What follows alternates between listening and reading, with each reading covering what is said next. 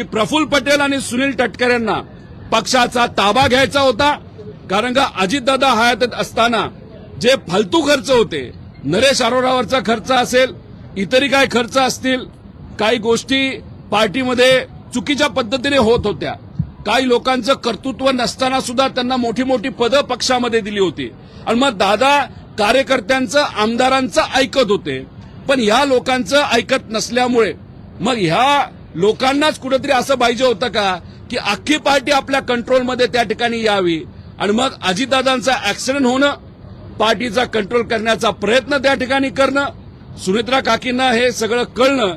आता सुनेत्रा काकींना मला एवढंच त्या ठिकाणी सांगायचं की राजकारण लय वंगाळ झालेलं आहे. अवतीभोवती जी कोणी लोक आहेत त्यांच्याबद्दलची काळजी आपल्याला घ्यावी लागेल.